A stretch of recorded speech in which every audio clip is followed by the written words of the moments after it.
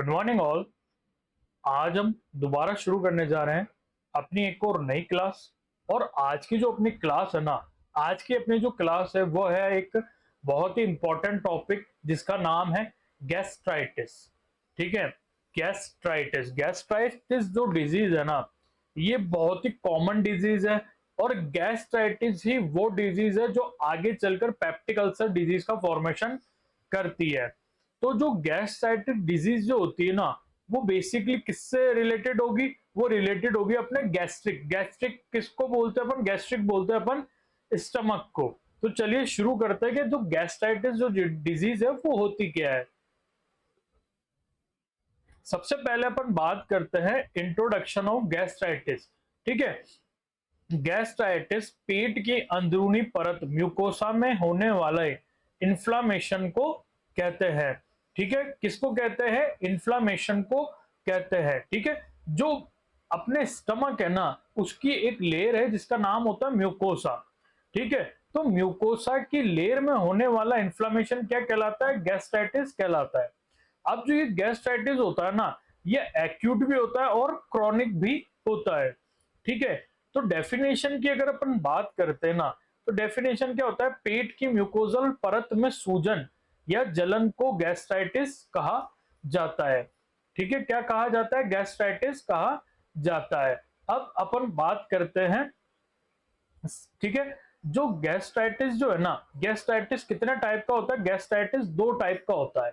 ठीक है, अगर मैं आपको बताना चाहूँ ना गैस्ट्राइटिस क्या होता है, देखो ये आपको एक डायग्राम दिख रहा है ना, ये वाला आपको डायग्राम दिख रहा है। इस डायग्राम के अंदर देखो ये छोटे छोटे से, ये देखो, ये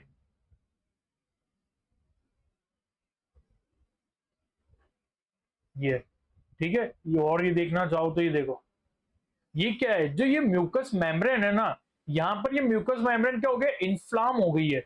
इन्फ्लाम मतलब क्या हो गया? सूज गई है, जिसके कारण क्या हो गया? इनमें छोटे छोटे गड्ढे हो गए हैं। ठीक है, अब म्यूकस मेम्ब्रेन जो है ना, वो क्या हो गई है? फट गई है जगह जगह जगह से। तो इसी को अपन क्या बोलते हैं? इसी को अपन बोलते हैं गैस्ट्राइटिस। ठीक है, जो गैस्ट्राइटिस होता है ना, इसको दो टाइप में या फिर दो प्रकार होते हैं इसके। एक होता है एक्यूट गैस्ट्राइटिस, दूसरा होता है क्रॉनिक गैस्ट्राइटिस। ठीक है, तो अगर अपन बात करें ना, तो जो एक्यूट गैस्ट्राइटिस होता है ना, गैस्ट्रिक म्यूकोजा का अचानक होने वाला इन्फ्लामेशन क्या कहलाता है? एक्यूट गैस्ट्राइटिस कहलाता है। ठीक है, तो इसके अंदर क्या हुआ कि जो स्टमक की जो लेयर थी ना म्यूकोजा, उसके अंदर क्या हुआ? अचानक से ना इन्फ्लामेशन हो गया। ठीक है, उसको अपन ने क्या नाम दिया? एक्यूट गैस्ट्राइटिस नाम दिया। अब ये जो इसके अगर अपन एग्जाम्पल देखना चाहे ना कि एक्यूट गैस्ट्राइटिस क्यों होता है, तो एक्यूट गैस्ट्राइटिस के दो मेन रीजन होते हैं। सबसे पहला आता है ड्रग इंड्यूस। ड्रग इंड्यूस, ठीक है, ड्रग इंड्यूस मतलब ड्रग के कारण होने वाला या दवाओं के कारण होने वाला। ठीक है, उसके अंदर जो सबसे पहली ड्रग आती है वो आती है एन ए ड्रग आती है, N S A D I S, non steroid anti inflammatory drugs, N S A I D S, NSAIDs।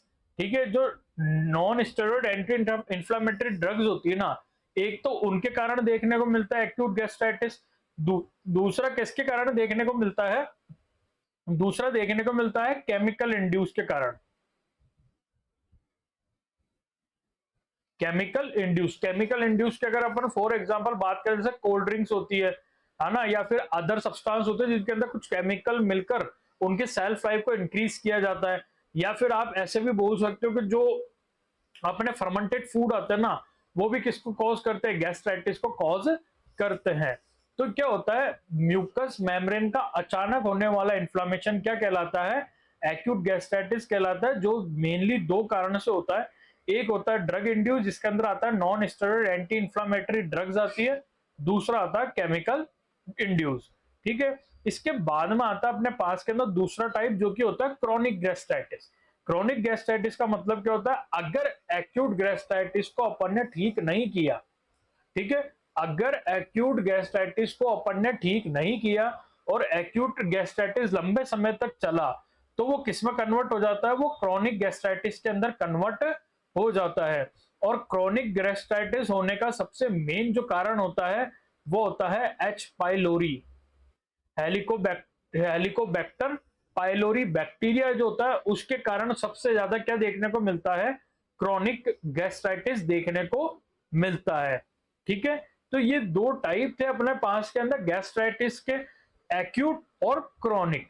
Acute gastritis किसके कारण हो रहा था, एक्यूट गैस्ट्राइटिस हो रहा था अपने ड्रग इंड्यूस और केमिकल इंड्यूस के कारण, जबकि जो क्रोनिक गैस्ट्राइटिस था ना वो किसके कारण देखने को मिल रहा था, एच पाइलोरी बैक्टर, हेलिकोबैक्टर पाइलोरी के कारण देखने को मिल रहा था। ठीक है, अब अगर अपन बात करें ना और कॉजेज की और कौन कौन से कॉजेज होते हैं। ठीक है, सबसे पहले हेलिकोबैक्टर पाइलोरी इन्फेक्शन होता है। ठीक है, दूसरा होता है अधिक मसालेदार भोजन करना। ठीक है, जैसा अपन है ना बहुत ज्यादा लोग है ना मिर्च मसाले का खाते हैं। ठीक है, जैसे कुछ सब्सटेंस आते हैं जैसे विनेगर हुआ, अजीनोमोटो हुआ, ये क्या करते हैं, ये ना और स्पाइसी करते हैं फूड्स को। ठीक है, ड्रिंक, शराब का सेवन करना, धूम्रपान करना, ठीक है, तनाव और संक्रमण और लंबे समय तक खाली पेट रहना भी किसका कारण होता है, एक्यूट गैस्ट्राइटिस या क्रोनिक गैस्ट्राइटिस का रीजन बन सकता है। तो ये थे अपने पास के अंदर कुछ कॉजेज, जिसके अंदर से तनाव जो है ना, तनाव आजकल काफी देखा जा रहा है कि लोग तनाव के कारण क्या करते हैं, ना तो ढंग से खाना खाते हैं, ठीक है, ना ढंग से नींद लेते हैं, है ना, तो उसके कारण क्या होता है, स्ट्रेस, स्ट्रेस ही तो रीजन है, खाना नहीं खाएंगे। ठीक है, फिर उसके कारण क्या होगा, धूम्रपान स्टार्ट होगी। ठीक है, अल्कोहल का सेवन स्टार्ट करेंगे, जिसके कारण क्या होगा, गैस्ट्राइटिस हो सकता है, साथ में अदर बीमारियां भी खूब देखने को मिलेगी। अब आता है अपने पास के अंदर साइन एंड सिम्टम। ठीक है, साइन एंड सिम्टम में सबसे पहला तो क्या देखने को मिला, पेट में दर्द होगा। ठीक है, पेट में दर्द क्यों होगा, क्योंकि जो म्यूकस मेम्ब्रेन होती है ना वो पेट की सेल्स को बचाती है एचसीएल से। ठीक है, अब एचसीएल जो होता है, एचसीएल क्या करेगा, एचसीएल जो होता है ना वो अपने बॉडी के अंदर खाने को पचाने का काम करता है। तो अब क्या होगा, अब जब वो एचसीएल हाइड्रोक्लोरिक एसिड, वो तो एसिड सेल को गलाएगा, तो म्यूकस मेम्ब्रेन क्या करेगी, उससे अपने ऑर्गन को बचाएगी। ठीक है, बट अब यहाँ पर क्या हुआ, म्यूकस मेम्ब्रेन के अंदर ही गैप आ गया, म्यूकस मेम्ब्रेन जगह जगह से फूल गए, बीच बीच में गैप आ गया कटने के कारण। तो उसके कारण क्या होगा, जो एचसीएल है ना वो डायरेक्ट कांटेक्ट में आएगा स्टमक सेल से, जिनके कारण क्या होगा, पेट में दर्द होगा। ठीक है, पेट में जलन होगी, क्योंकि एसिड तो जलाएगा तो पेट में जलन होगी। ठीक है, वॉमिटिंग देखने को मिल सकती है। ठीक है, भूख कम लगेगी पेशेंट को, इनडाइजेशन होगा, खाना ढंग से नहीं पचेगा, पेट फूलने लगेगा पेशेंट का। ठीक है, खट्टी खट्टी डकारे आएगी और खून में उल्टी आएगी। क्यों आएगी खून में उल्टी, सॉरी उल्टी में खून आएगा, मैंने उल्टा बोल दिया। ठीक है, क्या होगा, उल्टी में खून आएगा, क्यों आएगा, क्योंकि ब्लड निकलेगा। क्यों निकलेगा, उसका रीजन ये देखो अपने पास में है ना, ये देखो, ये म्यूकस मेम्ब्रेन यहाँ से क्या हो चुकी है, इन्फ्लाम हो चुकी है, इसलिए आपको देखो यहाँ पर गड्ढा दिख रहा होगा एक। ठीक है, दूसरा और देखना चाहो तो ये देखो, ये रहा, है ना, एक ये रहा, ये देखो, यहां से तो ब्लीडिंग भी हो रही है। ठीक है, ये देखो रही है। तो इनके कारण क्या होगा ना, ये सब साइनस सिम्टम देखने को मिलेंगे। ठीक है, अब जब यहाँ पर ऐसे गड्ढे बन गए, ठीक है, ये ऐसे, ये देखो, ये ऐसे गड्ढे बन गए यहाँ पर। अब इन गड्ढों में से जब ब्लड निकलेगा ना तो वो कहाँ जाएगा, उल्टी के साथ में बाहर ही आएगा। तो इसके कारण क्या होगा, उल्टी के साथ में खून देखने को मिलेगा। अब इन इन गड्ढों के ऊपर जब एचसीएल डायरेक्ट कांटेक्ट करेगा तो पेट में क्या होगी, जलन होगी। ठीक है, पेट दर्द करेगा, जिसके कारण अपन को ये साइनस सिम्टम देखने को मिलेंगे। ठीक है, तो अब बात करते हैं अपन, क्या अपन इसको डायग्नोज कैसे करेंगे। क्या सर आपने ये तो बता दिया कि ये साइनस सिम्टम देखने को मिलेंगे, ये कॉजेज देखने को मिलेंगे, डायग्नोज कैसे करेंगे। सबसे पहला तो आपको करना है हिस्ट्री टेकिंग। ठीक है, हिस्ट्री टेकिंग में अपन को पेशेंट से पूछना है कि उसका डाइट कैसा है, कि वो ज्यादा मिर्च मसाले वाला खाना खाता है, कम मिर्च मसाले खाना खाता है, नमक का कैसा यूज करता है, फास्ट फूड कितना खाता है। ठीक है, या फिर है ना फर्मेंटेड फूड का क्या रेशियो रहता है ना, फाइबर्स कितने अमाउंट में लेता है। ठीक है, फिर उसके बाद में फिजिकल एग्जामिनेशन करेंगे अपन, ब्लड टेस्ट करेंगे, स्टूल टेस्ट करेंगे। ठीक है, फिर इसके बाद में एक टेस्ट आता है stool occult blood test. Stool occult blood test को समझने का तरीका है, मल में खून, मल में छिपा खून, ऐसा आप इसको ऐसा समझना।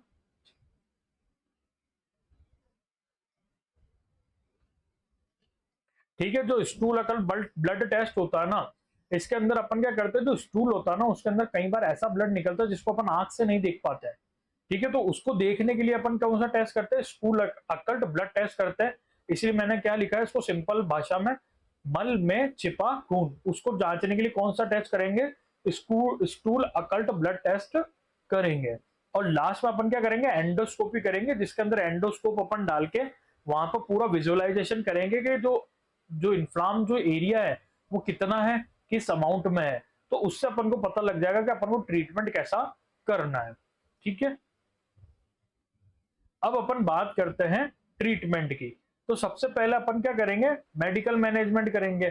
तो मेडिकल मैनेजमेंट सबसे अपन फर्स्ट ड्रग जो देते हैं वो देते हैं proton, proton pump inhibitor.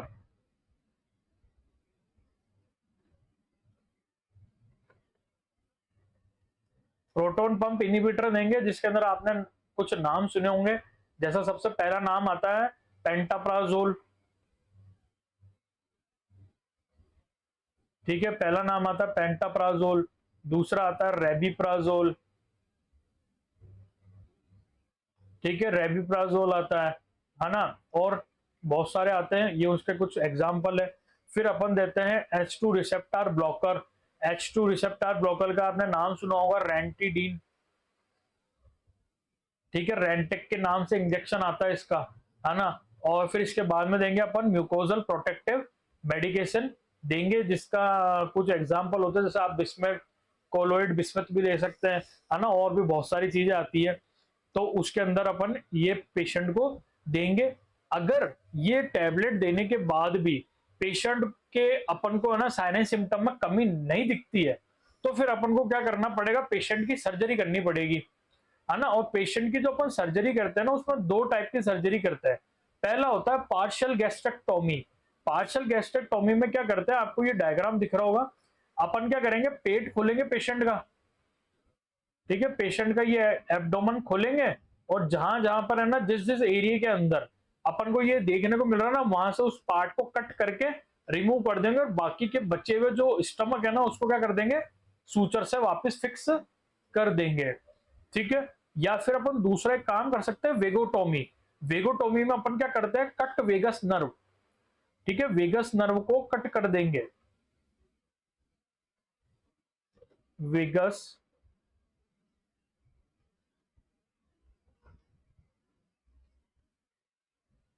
Vagus nerve को काट देंगे। ठीक है, वेगस नर्व को कैसे काट देंगे, देखो अगर आपको ये दिख रहा हो ना, तो ये देखो, ये क्या है, ये वेगस नर्व है। ठीक है, ये दोनों व्हाइट कलर का जो स्ट्रक्चर है ना, ये वाला ये क्या है, वेगस नर्व है। इसमें से अपन क्या करेंगे, वेगस नर्व को कट कर देंगे। अब जब वेगस नर्व कट हो जाएगी ना, तो वेगस नर्व क्या करेगी, डिक्रीज कर देगी HCl का सिक्रीशन। अब जब HCl का सिक्रीशन ही कम हो जाएगा, तो पेशेंट को इतना इफेक्ट देखने को नहीं मिलेगा। ठीक है, इसके बाद में अपन क्या करते हैं, पेशेंट को कुछ डाइटरी मॉडिफिकेशन करने की बोलते हैं। जैसे सबसे पहला हल्का और तरल भोजन लेने की कहेंगे, मसालेदार भोजन से बचें, चाय कॉफी कम करें, समय पर भोजन करें, और अत्यधिक पानी पिए। ये कुछ मैनेजमेंट था जो अपन गैस्ट्रेक्टोमी में करेंगे। ठीक है, अब बात आती है अपन अपने नर्सिंग मैनेजमेंट में अपन क्या करेंगे। तो नर्सिंग मैनेजमेंट में अपन क्या करेंगे, सबसे पहले तो मरीज का असेसमेंट करेंगे, पेशेंट को कंफर्टेबल पोजीशन में लाएंगे, पेशेंट को भोजन करने के लिए सलाह देंगे ताकि इलेक्ट्रोलाइट और जो एनर्जी रिक्वायरमेंट है वो पूरी हो सके, दवाओं कुछ टाइम पर लेने की कहेंगे, और लास्ट में मरीज को हेल्थ एजुकेशन देंगे, जिसकी अभी अपन ने बात करी है। ठीक है, तो अपन देख लेते एक बार अपन ने इस टॉपिक में क्या पढ़ा। सबसे पहले तो अपन ने इंट्रोडक्शन पढ़ा था कि गैस्ट्रेक्टोमी, गैस्ट्राइटिस होता क्या है। ठीक है, उसके बाद में अपन ने बात करी थी डेफिनेशन की। ठीक है, कि इसके बाद में अपन ने देखे थे टाइप्स, और टाइप्स के अंदर अपन ने दो टाइप देखे थे, एक था अपने पास के अंदर एक्यूट, और एक था अपने पास के अंदर क्रॉनिक। उसके बाद में अपन ने देखे थे कॉजेस। ठीक है, फिर कॉजेस के बाद में आया था साइन एंड सिम्टम, फिर अपन ने देखे थे डायग्नोसिस, लास्ट में देखा था मैनेजमेंट। आई होप आपको ये क्लास अच्छी लगी होगी। आपको ये क्लास अच्छी लगे तो चैनल को सब्सक्राइब करना, लाइक करना इस वीडियो को, और इस वीडियो को और वैसे व्हाट्सएप के ऊपर या फिर इंस्टाग्राम के ऊपर इसको टैग करके जरूर लगाना, ताकि मेरे को भी मोटिवेशन मिले और ऐसे ही वीडियो आप लोगों के लिए लाने के लिए। Thank you.